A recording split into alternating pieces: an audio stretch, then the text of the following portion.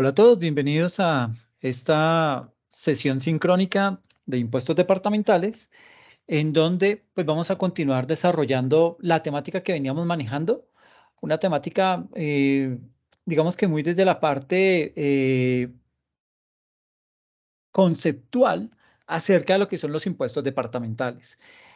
Habíamos visto dentro de lo último que habíamos avanzado, veíamos cómo era la distribución de los gastos a nivel departamental y veíamos que básicamente los gastos digamos que se organizaban de la siguiente manera. Apenas un 2% se dedicaba a todo lo que era considerado el tema de la deuda, ¿sí? Voy a ampliarlo. Todo lo que era el pago de la deuda, porque aunque no lo crean, los municipios y los departamentos se endeudan también, y no solamente con entidades territoriales, sino también con entidades extranjeras. Entonces, se supone que de ese rubro, de, de ese rubro presupuestal, de eso el 2% los departamentos y los municipios lo deben destinar al servicio de la deuda, el 75% lo destinan a temas de inversión y el 23% a temas de funcionamiento. ¿Ok?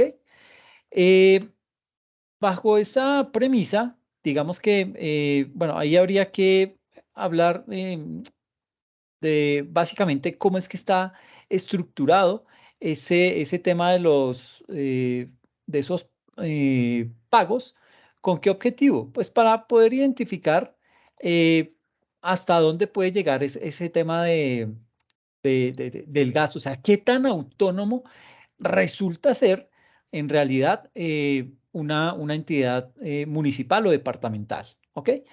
Entonces, básicamente en ese orden de ideas, lo que tenemos es que esos gastos, eh, digamos que se subdividen en unos gastos de funcionamiento, ¿sí? Que son los que, digamos que gastos de funcionamiento son todos aquellos gastos en los que incurre el municipio para que pueda cumplir con todas sus funciones, ¿ok? Eh, Ahí están, digamos que dentro de esos gastos de funcionamiento, los gastos de personal, los gastos generales, las transferencias, etcétera. Pero también hay otros tipos de gastos, que son los gastos de inversión. Esos gastos de inversión, digamos que dentro de esa categoría se incluyen todos los recursos que de algún modo son económicamente productivos o que causan algún beneficio a la administración. En ese sentido, pues digamos que dentro de ese rubro de gastos de inversión, eh, digamos que caben aquellos gastos que están destinados a generar riqueza o a mejorar el bienestar social. ¿Ok?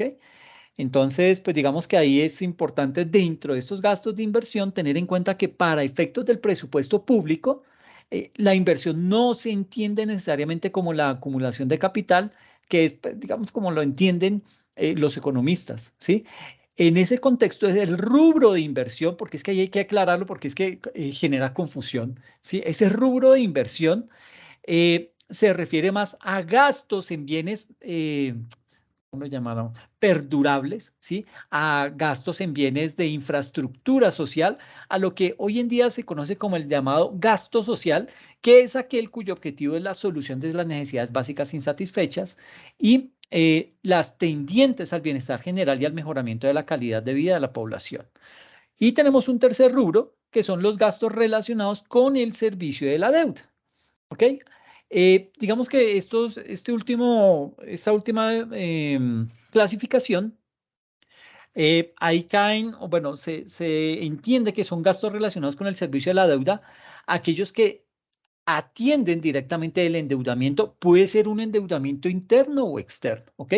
Que tenga el municipio o el departamento. Dentro de ese gastos del servicio a la deuda se incluyen tanto los pagos que van a capital como los que van a intereses y todos los pagos relacionados con el cumplimiento de esa obligación, ¿ok? También veíamos en qué sectores se distribuyen los recursos municipales, entonces veíamos que se distribuían en varios sectores. Digamos que los gruesos son infraestructura y vivienda, que consume el 13%, que equivale más o menos a un promedio a nivel nacional de 10,6 billones.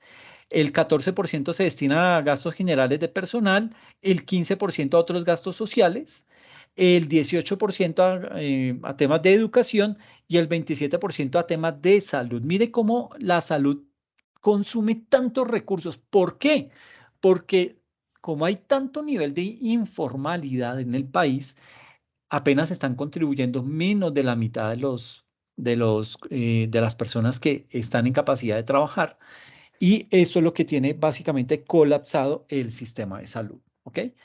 Se habla de cubrimiento, pero mire lo que le cuesta al país ese tema todo lo que tiene que ver con la salud. Y a eso pues agréguele el tema de la migración venezolana, que pues también nos genera más carga sobre ese sector.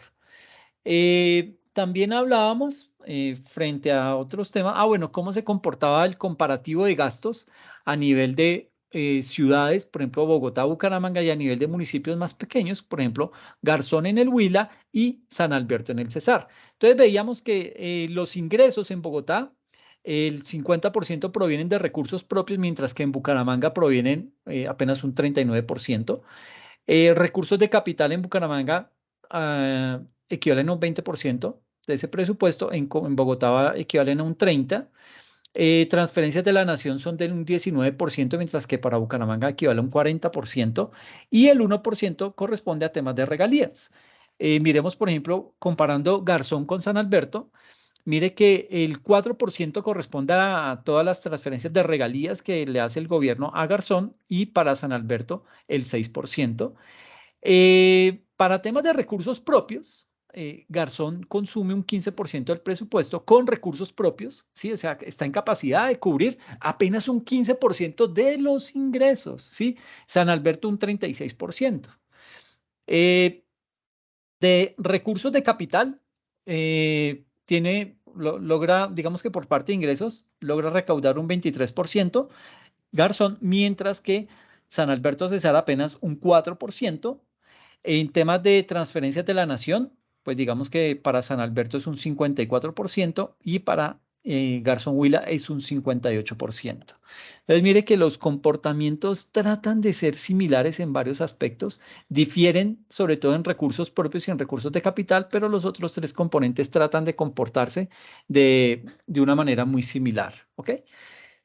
Eso frente a los ingresos. Los gastos pues tienen otro comportamiento. En Bogotá el 29% se destina a otros, el 22% se destina a educación, el 19% a otros gastos sociales, el 12% a temas de salud, el 9% a gastos generales de personal y el otro 9% con temas de infraestructura y vivienda. Bucaramanga tiene un 24% que destina, bueno, que corresponde a otros rubros. En educación consume un 31% de sus ingresos, los gasta el 31% en educación, el 21% en temas de salud, el 10% en temas de gastos de funcionamiento, el 5% en servicios públicos y el 7% en gastos generales de personal. En San Alberto y en Huila, mire que el comportamiento trata de ser algo similar, pues digamos que a nivel de salud, San Alberto consume un 46% de sus ingresos, perdón, Garzón Huila un 62%. En temas de otros, Garzón un 16%, San Alberto un 19%.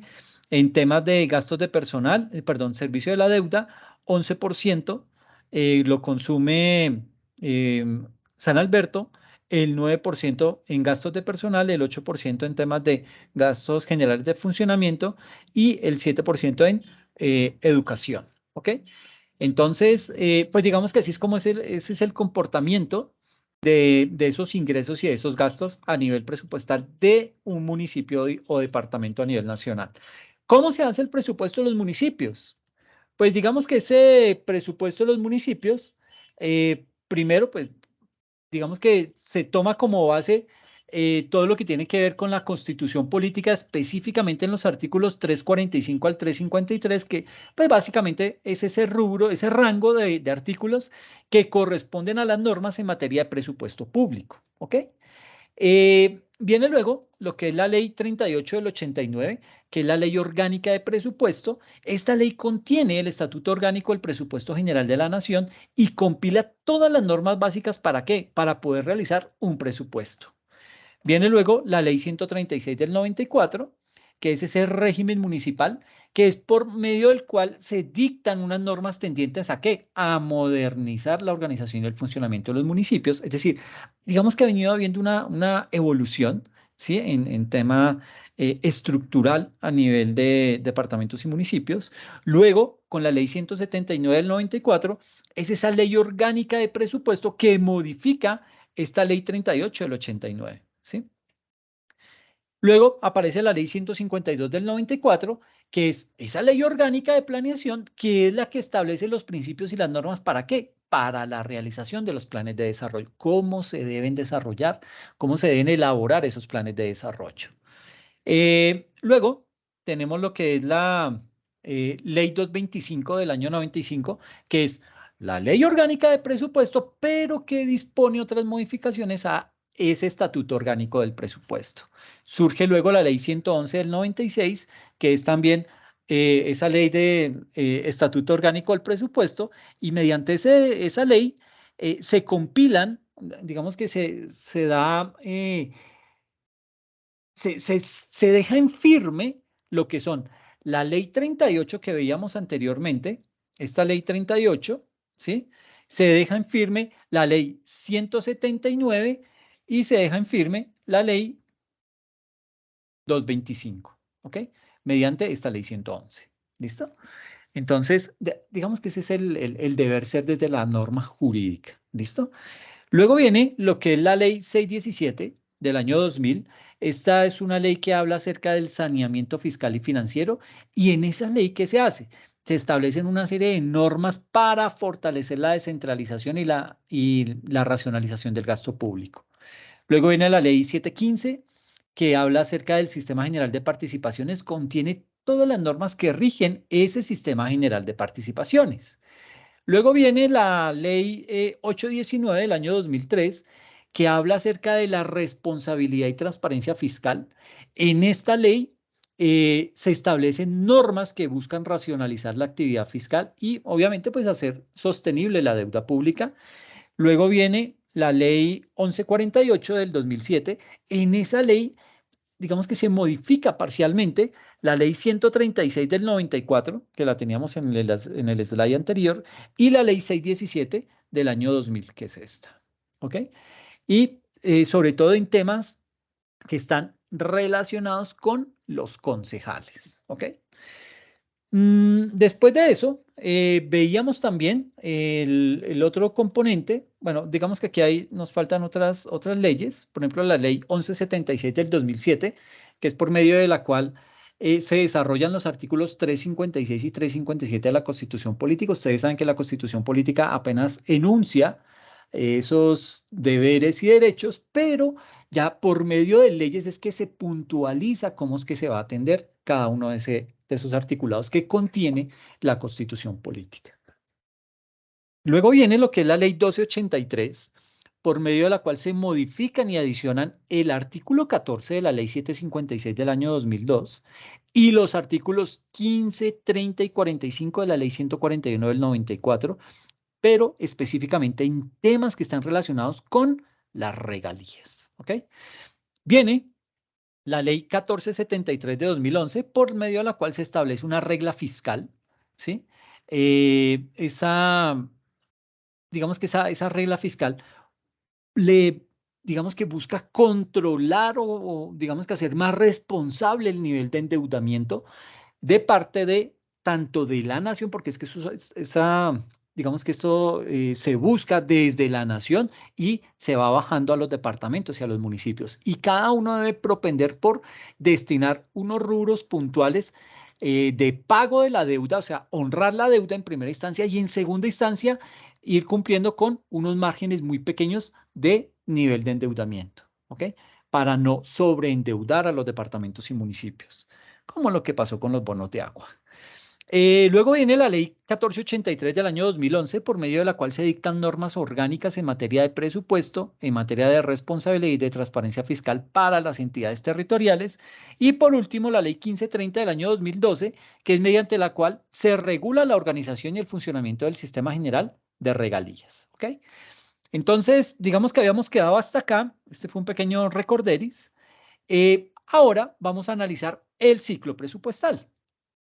Digamos que al proceso de elaboración del presupuesto municipal y departamental se le conoce como ciclo presupuestal. Y ese ciclo presupuestal tiene 4 etapas: la formulación, la presentación, el estudio y, perdón, es, eh, es que ahí me confundo, es formulación, presentación, el estudio y aprobación. Ese es el tercero. Primero, formulación; segundo, presentación; tercero, estudio y aprobación; y el cuarto, liquidación. ¿Listo? Esas son las 4 etapas del ciclo presupuestal a nivel territorial, departamentos y municipios. Formulación el primero, el segundo presentación, el tercero estudio y aprobación, y el cuarto liquidación. Esa vigencia del presupuesto municipal es de un año, ¿ok?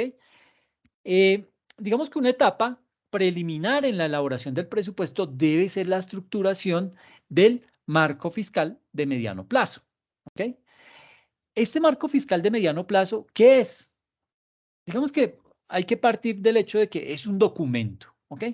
Pero es un documento en el que se proporcionan unas bases para el análisis de la situación financiera de los municipios. Una parte de ese documento, de ese marco fiscal de mediano plazo, digamos que es el plan financiero, que es una programación de los ingresos y gastos. El documento de ese marco fiscal de mediano plazo debe ser revisado anualmente y su aprobación corresponde al Consejo Municipal de Política Social, que se conoce como el COMPES, o por el Consejo de Gobierno del municipio.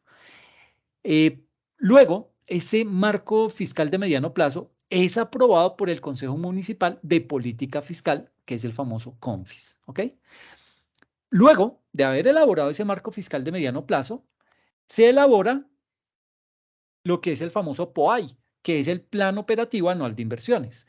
En ese POAI es en donde se reseñan los proyectos de inversión que se pretenden ejecutar de una manera, digamos que lo que se hace es que se desagrega ese tema del cómo se va a ejecutar ese gasto, y se desagrega por sectores, se desagrega por órganos y por programas, ¿ok? Y es importante que este plan, y en general, pues, todos los documentos componentes del presupuesto, pues debe atender las directrices del respectivo plan de desarrollo en donde se encuentran las metas de la administración en materia económica y social y del marco fiscal de mediano plazo. Este plan operativo anual de inversiones, el POAI, pasa también a ser aprobado por el COMPES y de ahí se incluye en el proyecto del presupuesto del municipio.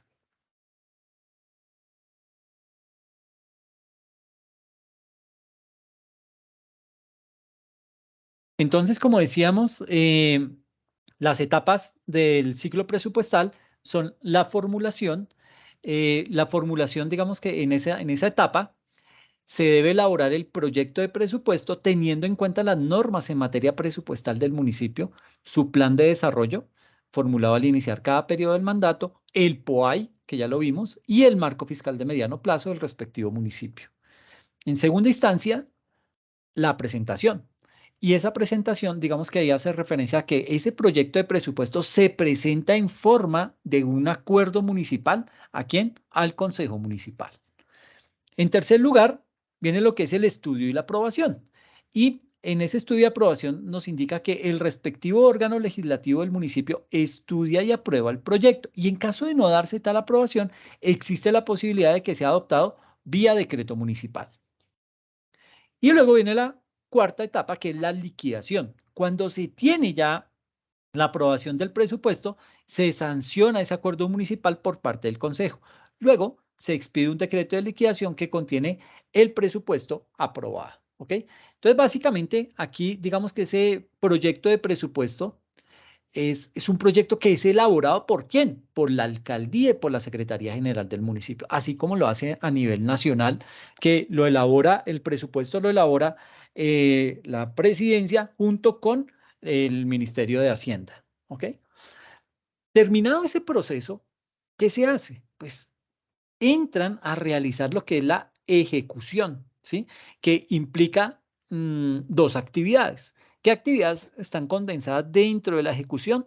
La gestión del recaudo y la contratación de los bienes y servicios que se han contemplado dentro de ese presupuesto.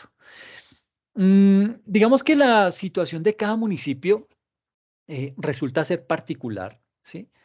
Eh, y resulta ser particular digamos que desde la óptica de sus ingresos como de sus gastos, ya que esos dependen de muchos factores, pero vale la pena tener en cuenta algunos elementos para la estructuración de un presupuesto que refleje qué, pues la realidad del municipio, la realidad del departamento y que en la medida de lo posible atienda lo mejor posible las necesidades de la población.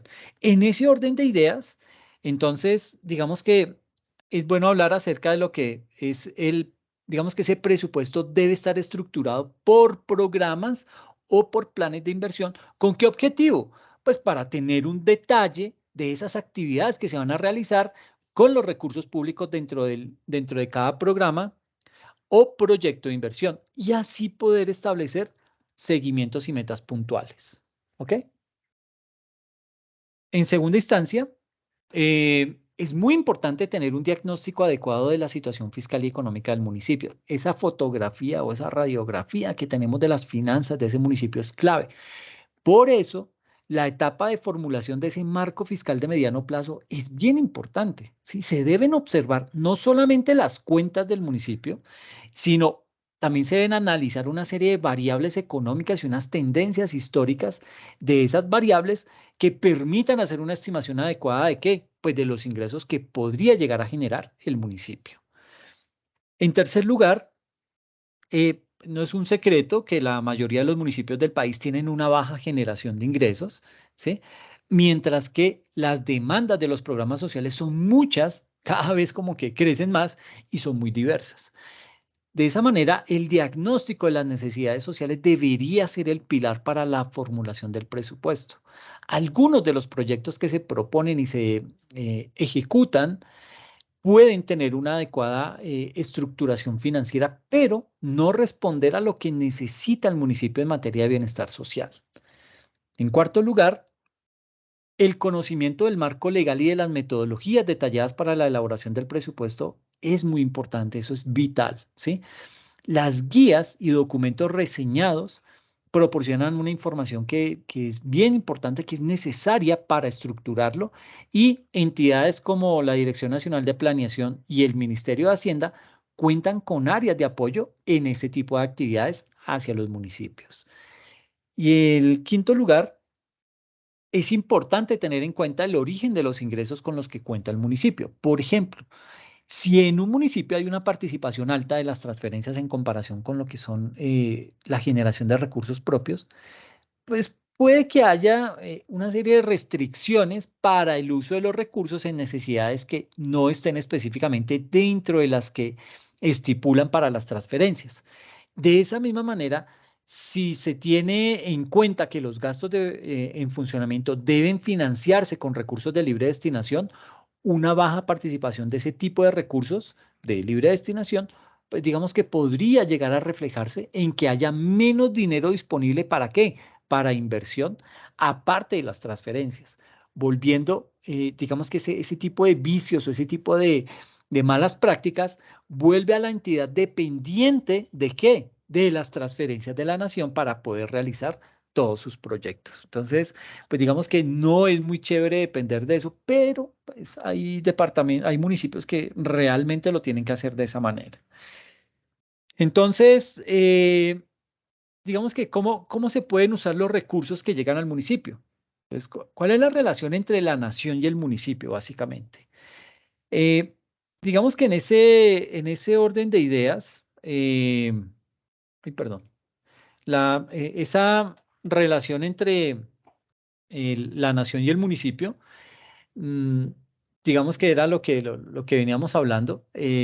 Básicamente la ejecución del presupuesto, especialmente en el rubro de inversión, está relacionada no solamente con lo que está dispuesto en el Plan Nacional de Desarrollo del municipio, sino también con unas líneas generales de política económica y social del orden macro, del orden nacional.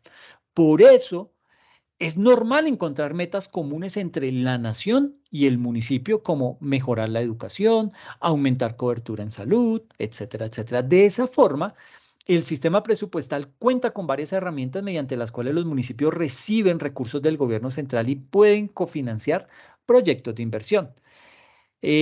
Digamos que vamos a mirar unas herramientas, ¿sí? Digamos que se discuten esas herramientas con algunos ejemplos dependiendo del sector económico al que se puedan orientar. Y esto nos lleva básicamente a hablar del sistema general de participación, ¿sí? Mm, digamos que ese sistema general de participación eh, básicamente me indica lo siguiente. Bueno, tal y como lo hemos visto en las diapositivas anteriores y en las sesiones sincrónicas anteriores, un tipo de ingresos para los municipios son precisamente las transferencias por parte de la nación que se hacen vía Sistema General de Participación, es el famoso SGP. Ese dinero se destina a el sector educativo, al sector salud, al agua potable y saneamiento básico, a las inversiones con propósito general y a las asignaciones especiales, que es básicamente los ítems que tenemos aquí relacionados. Educación, salud, inversiones con propósito general, agua y saneamiento y asignaciones especiales. Digamos que ¿cómo se pueden usar los recursos que llegan al municipio? Mire que esos recursos que llegan vía Sistema General de Participación, el 55% se destinan a temas de educación, el 22% a temas de salud, el 10% a temas de inversiones con propósito general, el otro 10% a agua y saneamiento y el último 3% a las famosas asignaciones especiales. Y aquí digamos que es importante destacar que el Departamento Nacional de Planeación tiene a disposición de los municipios el famoso Sistema de Información y Consulta de Distribuciones de Recursos Territoriales, con su abreviatura, que es más fácil de recordar, el famoso SICODIS, Sistema de Información y Consulta de Distribuciones de Recursos Territoriales. Este SICODIS, digamos que contiene información agregada y detallada de lo que son las distribuciones de los recursos del Sistema General de Participación, es decir, del SGP y del Sistema General de Regalías. El, el sistema, digamos que permite realizar una serie de consultas de cada municipio, mostrando los recursos que le son distribuidos por cada vigencia y con la información por sector. Entonces, digamos que es como una herramienta de control para llevar estrictamente, valga la redundancia, el control de los gastos de esos recursos que se le han ido asignando poco a poco a esos departamentos y municipios. Con esto, la administración municipal cuenta con datos detallados de los recursos que le son proporcionados por el Sistema General de Participación y el Sistema General de Regalías. Mm, y entonces esto nos lleva a hablar acerca de lo que es el giro de los recursos del Sistema General de Participaciones. Ese giro es realizado por la entidad nacional correspondiente según el sector. Entonces ahí digamos que puede estar lo que es el Ministerio de Educación, lo que es el Ministerio de Salud, el Ministerio de Vivienda, todo lo relacionado con recursos de agua potable y saneamiento básico, el Ministerio de Hacienda frente a esas asignaciones especiales. Y una vez se han transferido esos recursos, los recursos quedan incorporados dentro del presupuesto municipal. ¿Ok? Entonces, digamos que ese componente resulta ser bien importante. Y perdón, ay, aquí qué hice. Entonces, sí, tal y como lo decíamos, pues ese componente resulta ser bien importante. Eh, entonces, Pues digamos que aquí tenemos lo que es, en particular, los recursos del Sistema General de Participaciones en Educación se pueden utilizar en las siguientes actividades. En el pago del personal docente y administrativo de las instituciones educativas públicas, contribuciones inherentes a la nómina y sus prestaciones sociales. En segunda instancia, la construcción de infraestructura, mantenimiento, pago de servicios públicos y funcionamiento de las instituciones educativas. En tercer lugar, la provisión de la canasta educativa. Y en cuarto, las actividades destinadas a mantener, evaluar y promover la calidad educativa. Obviamente, dentro de todo esto hay grandes factores de corrupción. No sé si han tenido oportunidad de ver lo que han descubierto ahora, y es esa mafia que existe a través, pues básicamente lo han hecho a nivel de universidades. Entonces, pero pues como son universidades públicas, pues el Estado le gira los recursos a esas entidades para que ellas puedan seguir desarrollando su, su actividad educativa. ¿Qué pasa? Que se ha logrado determinar que hay personas que devengan unos salarios inmensamente grandes, y es porque ellos argumentan que tienen artículos en revistas indexadas, y cuando van y lo revisan, eso no es una revista indexada o ese artículo no aplicaba, etcétera, etcétera. Encontraron una serie de anomalías, y eso está pasando en todas las universidades públicas, casi que lo podría asegurar, pero en unas más que en otras. Por ejemplo, la del Atlántico, la Francisco de Paula en Cúcuta, la Distrital acá en Bogotá, en fin, universidades por medio de las cuales se hace desfalcos son inmensas. También tenemos, digamos, esto en el sector de la educación, esos recursos que provienen del Sistema General de Participación. Entonces, en educación se destinan para esto, en salud se destinan en financiación del régimen subsidiado de la salud, en la prestación del servicio de salud a la población de bajos recursos no cubierta por el régimen subsidiado y en acciones de salud pública. El tercero habla acerca del sector de agua y saneamiento.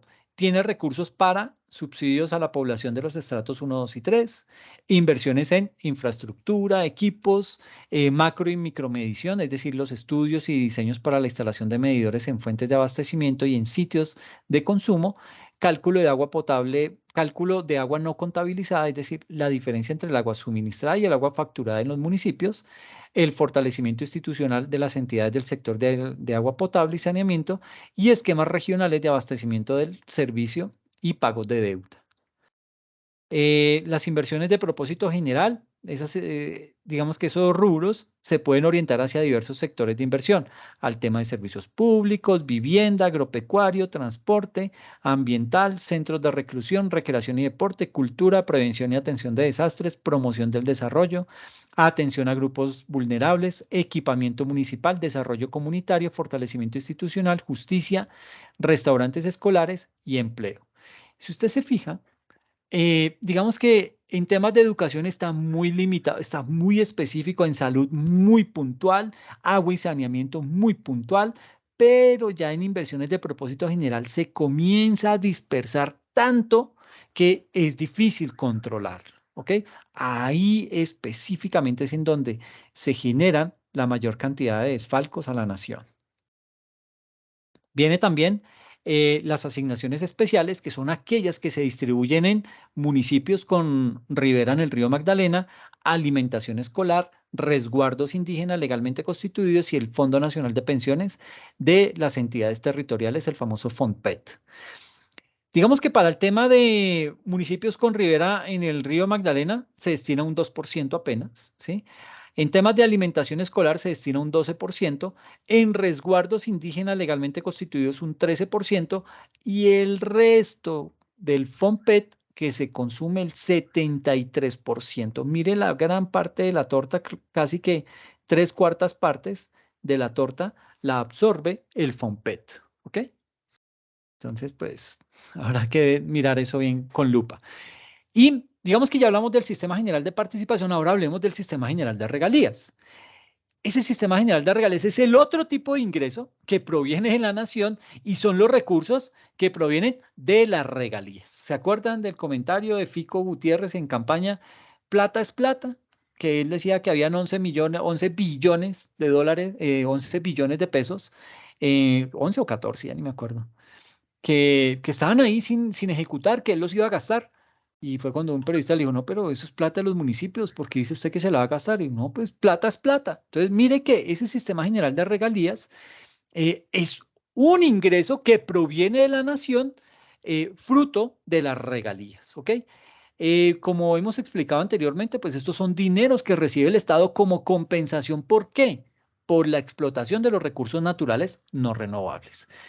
Estos recursos de regalías no se incorporan dentro del presupuesto del municipio, sino que se deben llevar por aparte.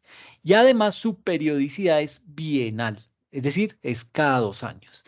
Entonces ahí tenemos lo que es el Fondo de Desarrollo Regional, FDR, y el Fondo de Compensación Regional, FCR, que absorben el 62% de la distribución de los dineros del Sistema General de Regalías. Eh, digamos que en ese primer fondo, los recursos se manejan por medio de varios fondos, que son cuentas mediante las cuales se administran esos mismos fondos, ¿sí? Eh, y dependiendo, digamos que eso depende de varios, de ciertos objetivos. El primero, digamos que ahí se toca hablar acerca de lo que es el Fondo de Desarrollo Regional. Ese Fondo de Desarrollo Regional tiene por objeto mejorar la competitividad de la economía y promover el desarrollo social, económico, institucional y ambiental. ¿Y cómo lo hace? Pues mediante la financiación de proyectos regionales. Los recursos de ese Fondo de Desarrollo Regional se distribuyen entre departamentos, y cuando hablamos de departamentos, ahí entra Bogotá, atendiendo a criterios de población y pobreza relativa. Luego viene lo que es el Fondo de Compensación Regional, el famoso FCR.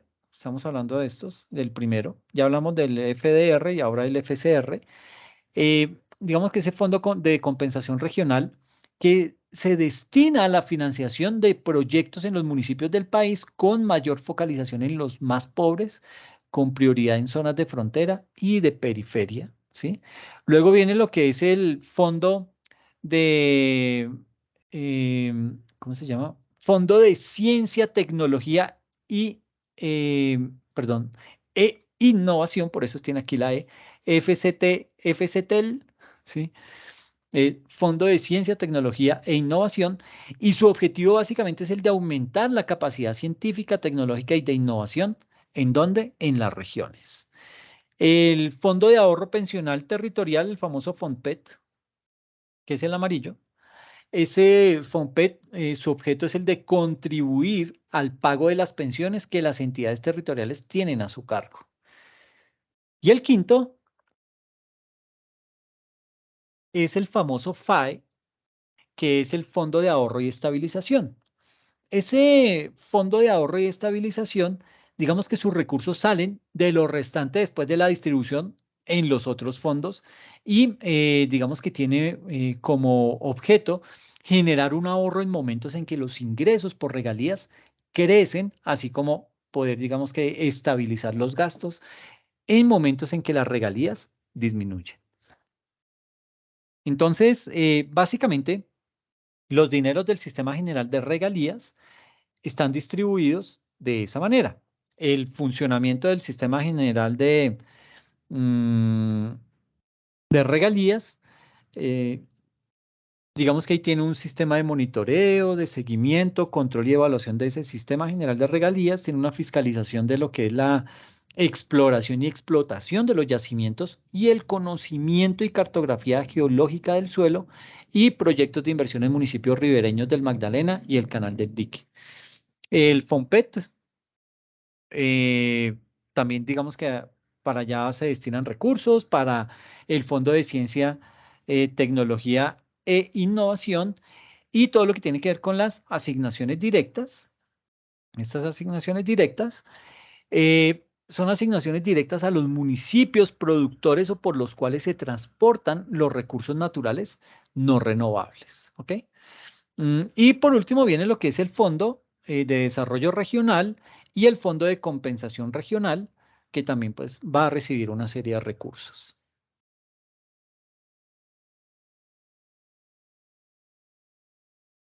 Mm, Esto es sistema general. Entonces, herramientas y mecanismos para lograr una administración transparente. Mm, Cuando hablamos de una administración transparente, pues nos toca obviamente hablar de qué es eso de la transparencia en la administración municipal. Mm, digamos que esa transparencia en la administración municipal, eso es un interés de todos, ¿sí? Pero cuando digo todos, no solamente hago referencia a los ciudadanos, hago referencia a los ciudadanos y a los funcionarios públicos. Eso nos interesa a todos, ¿ok? Entonces, esa transparencia en la administración municipal es interés de todos, que los recursos del municipio se administren de una forma transparente. Y para poder alcanzar esa meta, es bien importante entender las maneras en las cuales se malversan los fondos públicos, al igual que los mecanismos con los que se pueden combatir ese tipo de comportamientos. Entonces, lo que vamos a hacer es explicar cuáles son los actos de corrupción más comunes y cómo contrarrestarlos a través de la participación ciudadana en primera instancia y desde las entidades de control del Estado por el otro. Entonces, dentro de esas herramientas y mecanismos para lograr una administración transparente, tenemos básicamente lo que son los riesgos de corrupción. ¿Qué son los riesgos de corrupción? Eh, digamos que en el manejo de los recursos públicos, siempre, eh, digamos que hay que convivir con ese riesgo inherente, es decir, con ese tipo de, digamos que sabemos que siempre cuando se están administrando recursos públicos, el principal riesgo son los actos de corrupción, ¿ok? Y una definición de corrupción es el uso del poder, ¿para qué? Para desviar la gestión de lo público hacia el beneficio privado. Los actos de corrupción, digamos que se caracterizan básicamente por el abuso del poder, ¿sí? Que puede ser un abuso de poder tanto público como privado, y las ganancias o beneficios obtenidos pueden ser personales o pueden ser para un tercero, y no siempre son ganancias monetarias, ¿sí? A veces son carros, apartamentos, eh, apartamentos en el exterior, etcétera, etcétera. Sucede que en Colombia los indicadores de corrupción presentan cifras preocupantes. Según el índice de percepción de corrupción eh, de Transparencia Internacional, el índice de transparencia llegó a 36 puntos de un máximo de 100, o sea, no llegamos ni a la mitad, ¿sí? De esa manera, el país ocupa el puesto 99 entre 180 países que hacen parte de esa métrica. Y de acuerdo con de Justicia y Fe Desarrollo, los delitos asociados a las formas de corrupción más frecuentes son, perdón, aquí tenemos que hablar de riesgos de corrupción, de participación ciudadana y de las entidades de control. Entonces, hablando de los riesgos de corrupción, entonces los riesgos de corrupción más frecuentes está el de cohecho por dar u ofrecer. ¿Qué es el cohecho? Consiste en dar u ofrecer dinero u otra utilidad a un servidor público por un acto que deba ejercer en desempeño de sus funciones. Eso se llama cohecho impropio, por retardar u omitir un acto propio de su cargo o para ejecutar uno contrario a sus deberes, que es cohecho propio. Por ejemplo, en un proceso de licitación, el funcionario a cargo recibe regalos por parte de un particular que está entre los proponentes de licitación. Entonces, ahí se configura el cohecho por dar u ofrecer. Eh, tenemos también lo que es la omisión del agente retenedor o recaudador y consiste en que el agente de retención o autorretención de impuestos no los transfiere al Estado, se los queda, ¿ok? Por ejemplo, una exnotaría fue sentenciada por no consignar a la respectiva seccional de la DIAN el dinero por conceptos de retención en la fuente en transacciones realizadas en la notaría. Concusión consiste en que un servidor público induzca a alguien a darle o prometerle dinero u otra utilidad al mismo servidor o a un tercero. Podría darse también cuando se solicita un pago mayor que el debido por la realización de las funciones propias del cargo. Por ejemplo, si un proceso de licitación, el funcionario público encargado pide al proponente una suma de dinero por realizar el proceso. Y otro acto es el peculado por apropiación, que consiste en que un servidor público se apropia, ya sea en su beneficio o en el de un tercero, de bienes del Estado o bienes de particulares que son administrados por el Estado, como lo que ha pasado con la SAE, ¿no? Por ejemplo, un funcionario que tiene a su cargo un programa de subsidios los otorga sin que los beneficiarios cumplan los requisitos para hacerlo. Entonces, mire, y estos son algunos, esos son como los principales. Estos son ejemplos eh, de, yo los llamaría crímenes, ¿sí? Esos son ejemplos de crímenes que, junto con otros del mismo tipo, están descritos en el Código Penal. Están entre los artículos 397 al 434, están tipificados ahí y yo no entiendo todavía por qué hay gente a la que no condenan. Pero también existen conductas que significan un riesgo de corrupción, como cuáles. Las disciplinarias que se encuentran en el Código Disciplinario y las fiscales que se derivan de las disciplinarias o de un mal manejo de los recursos y que generan un detrimento patrimonial para el Estado.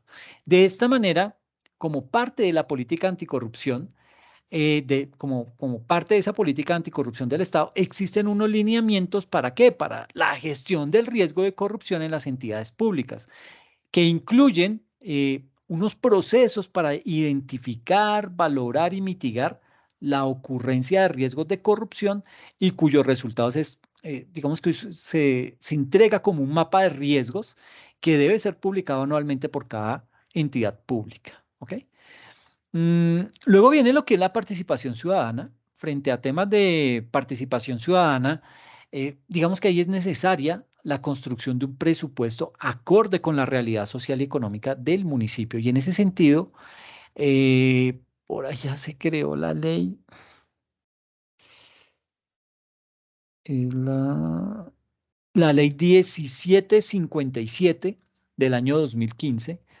eh, digamos que esa ley en lo que corresponde puntualmente a la participación en la formulación del presupuesto y esa ley establece que los gobiernos regionales y los gobiernos locales promueven el desarrollo de mecanismos y estrategias de participación en la programación de sus presupuestos, pero no solamente se queda ahí en el delinear el presupuesto, sino que también, digamos que crea estrategias para la vigilancia y fiscalización de la gestión de los recursos públicos y que los gobiernos de los entes territoriales previstos en la Constitución y la ley podrán realizar ejercicios de presupuesto participativo en los que se defina de una manera participativa la orientación de un porcentaje de los ingresos municipales que las autoridades correspondientes definirán autónomamente, pero digamos que lo hacen, si bien es cierto, lo hacen de manera autónoma, tiene que estar en consonancia con los objetivos y las metas del plan de desarrollo, o sea que no resulta ser tan autónomo como se esperaba. Y con el propósito de dar cumplimiento a esos lineamientos, pues se han establecido unos mecanismos de participación de diversa índole por parte de algunos municipios. Por ejemplo, en Medellín se aplica una metodología basada en 4 fases. ¿Para qué? Para lograr una planeación participativa del desarrollo local. Por ejemplo, ahí tenemos la foto de Medellín, del mapa de Medellín. Existe una planeación participativa. ¿Qué es esa planeación participativa? Es básicamente llegar a una serie de acuerdos con los actores del territorio mediante la conformación de consejos comunales y con una estrategia de diálogos sociales. Luego viene una priorización participativa. Digamos que esa priorización participativa se hace por parte de la ciudadanía, de los proyectos prioritarios a ser financiados, y eso se refleja en el correspondiente POAI y se hace de acuerdo con la disponibilidad de los recursos. Viene una tercera etapa que es la ejecución, que es básicamente en donde se realiza el control social por parte de la comunidad, estar vigilantes a lo que se dijo que se iba a hacer, se esté desarrollando. Y viene el seguimiento, que básicamente en el seguimiento se desarrollan una serie de procesos de, como lo dice su nombre, de seguimiento, monitoreo, control y valoración de acuerdo a sistemas de seguimiento que han sido implementados por la administración local. Digamos que otros municipios implementan estrategias en el mismo sentido de Medellín, aunque depende también mucho del tamaño y de la capacidad institucional de cada municipio. El gobierno, digamos que ha definido unos lineamientos para que el proceso sea llevado a cabo por medios electrónicos y eso pues digamos que busca facilitar la participación ciudadana en este tipo de procesos. Y uno de los aspectos más importantes dentro del proceso de participación de la comunidad en el presupuesto es básicamente la disponibilidad de la información.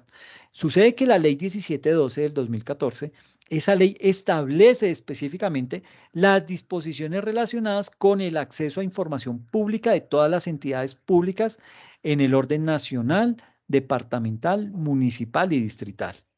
Y en cuanto a información relacionada con el presupuesto, sucede que el artículo 9 estipula que la información mínima obligatoria a publicar debe contener su presupuesto general, la ejecución presupuestal histórica anual y los planes de gasto público por cada año fiscal y su respectivo plan de compras anual, así como las contrataciones adjudicadas para la correspondiente vigencia en lo relacionado con funcionamiento de inversión, todo lo que tiene que ver con obras públicas, con bienes adquiridos, con arriendos y en caso de los servicios de estudio o investigaciones, pues deberá señalarse el tema específico. Es decir, controles hay, pero con todo y esto se roban la plata. Esto es desgraciado. Eso uno no lo entiende.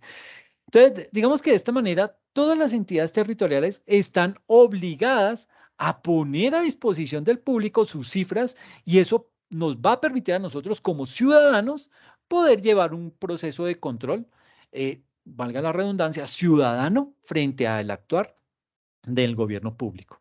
Y al respecto, digamos que la información de la Alianza Más, Información Más, perdón, se llama es Alianza Más, perdón, es Alianza Más Información Más Derechos, así se llama la institución, sobre el cumplimiento de la ley muestra que en materia de información presupuestal en el nivel municipal, solo el 36% de los municipios evaluados cuentan con información completa. Y esto pues obviamente refleja grandes deficiencias en las administraciones locales.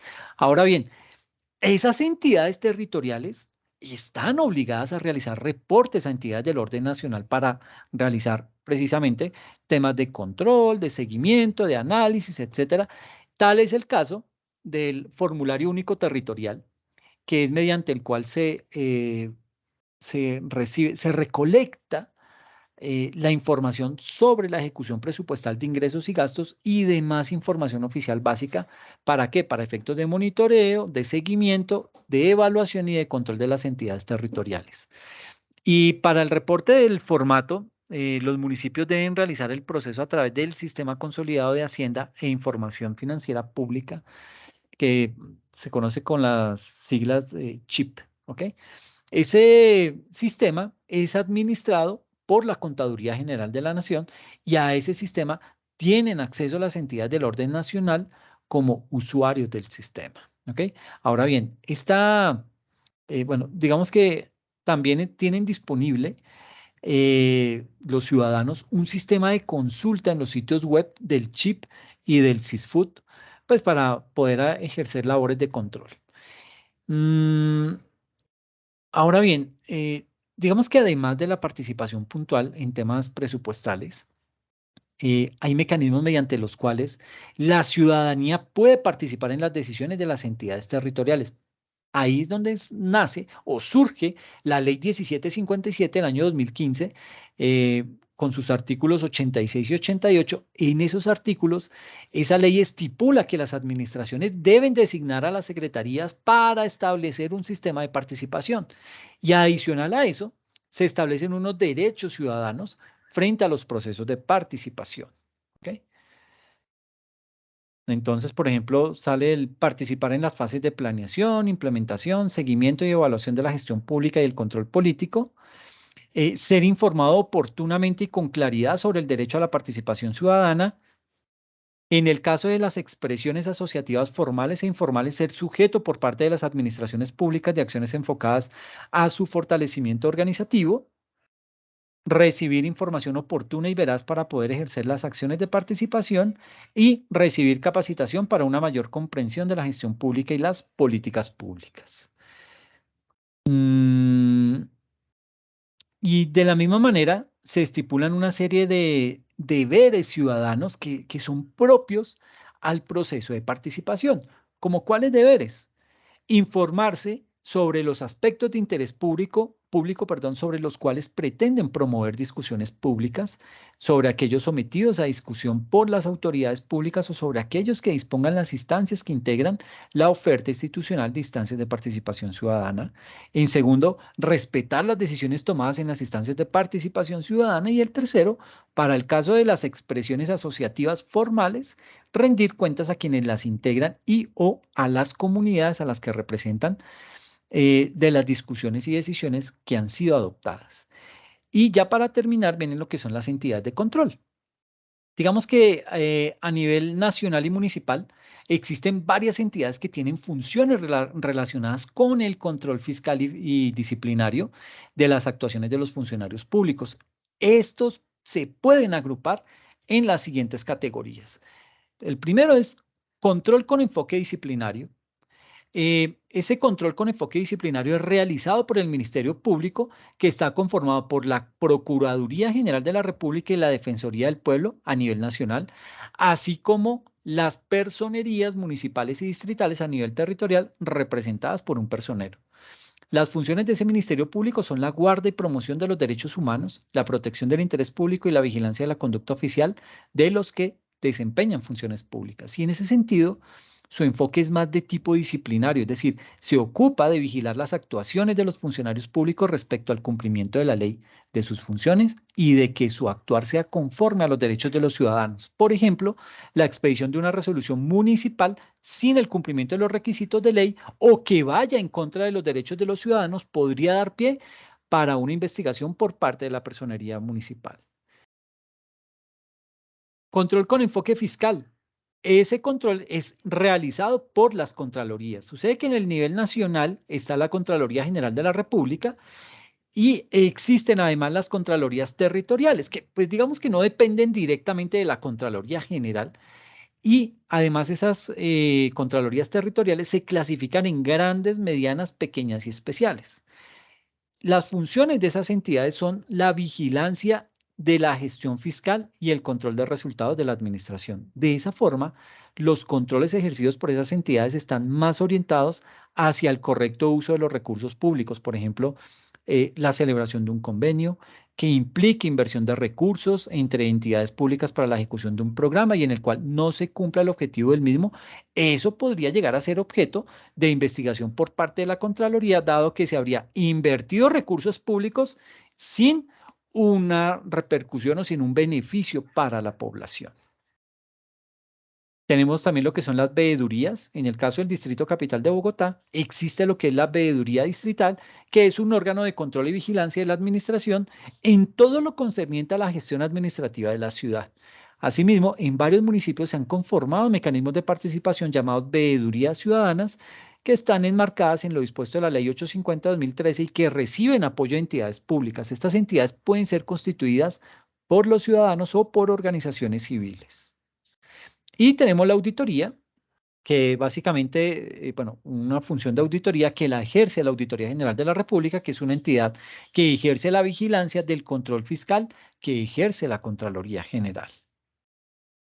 Y además de esas entidades, el Consejo Municipal tiene entre sus funciones la de ejercer control a la administración municipal y para ello puede hacer citaciones a los funcionarios respectivos e incluso al personero y al contralor. ¿Ok? Entonces, con esto, pues digamos que ya cerramos este ciclo. En la próxima sesión hablaremos acerca de eh, hacia dónde se debe orientar los impuestos territoriales y por qué se está pidiendo a gritos que exista una reforma tributaria para las entidades territoriales, es decir, para los impuestos departamentales y municipales. ¿Ok? Les agradezco mucho la atención. Recuerden, este fin de semana se va a llevar a cabo la entrega de la actividad y el examen que va a estar disponible el día domingo. ¿Listo? Entonces, quedo atento a sus comentarios. Cuídense mucho, descansen, que lo pasen bien.